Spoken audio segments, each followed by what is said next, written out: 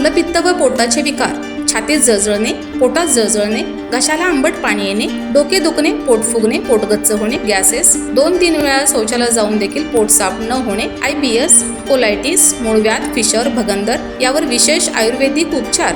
तर आजच संपर्क करा विजयी भव आयुर्वेद, नेवरी तालुका कडेगाव, जिल्हा सांगली. आता पुणे व मुंबई या ठिकाणी सुद्धा.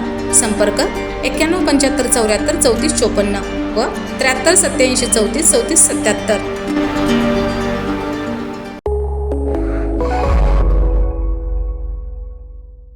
नमस्कार, मी मयुरी आणि आपण पाहत आहात 7 स्टार न्यूज. हवामान विभागाच्या अंदाजानुसार आगामी 5 दिवसात सांगली जिल्ह्यात मुसळधार पावसाची शक्यता कमी असून जिल्हा सध्या ग्रीन झोनमध्ये आहे. मात्र सातारा आणि कोल्हापूर जिल्ह्यात सुरू असलेल्या पावसाच्या पार्श्वभूमीवर संभाव्य पूरस्थिती लक्षात घेऊन जिल्हा प्रशासनाने सतर्कता बाळगली असून आवश्यक ती सर्व पूर्वतयारी पूर्ण केली. राज्याचे मुख्यमंत्री फडणवीस यांनी आज दूरदृश्य प्रणालीद्वारे राज्यातील पूरप्रवण जिल्ह्यांच्या सज्जतेचा आढावा घेतलाय.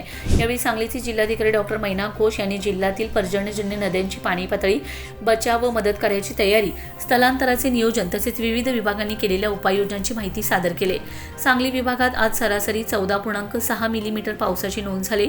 आयर्विन पुलाची इशारा पातळी 40 फूट तर धोका पातळी 45 फूट असून सध्या पाणी पातळी 12.6 फूट इतकी आहे. त्यामुळे सध्या कोणत्याही तातडीचा धोका नसल्याचे प्रशासनाने स्पष्ट केले.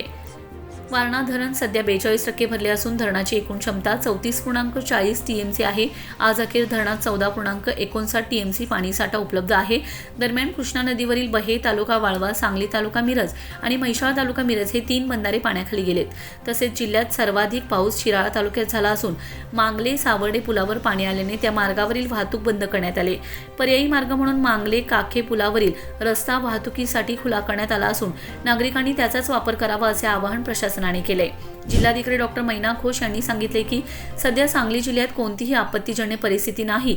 मात्र संभाव्य पूरस्थितीचा विचार करून आपत्ती व्यवस्थापनाची रंगीत तालीम घेण्यात आली असून नागरिकांमध्ये जनजागृती करण्यात आली. तसेच राष्ट्रीय आपत्ती प्रतिसाद दलाचे एक पथक 1 जुलैपासून सांगली जिल्ह्यात तैनात असून संभाव्य पूरग्रस्त भागांची पाहणी करत आहेत.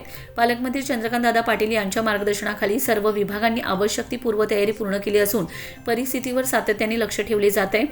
सर्व संबंधित यंत्रणा परस्पर समन्वयाने कार्यरत असून कोणत्याही आपत्कालीन परिस्थितीला सामोरे जाण्यासाठी प्रशासन पूर्णपणे सज्ज असल्याचा विश्वास जिल्हाधिकारी डॉक्टर घोष यांनी व्यक्त केला आहे.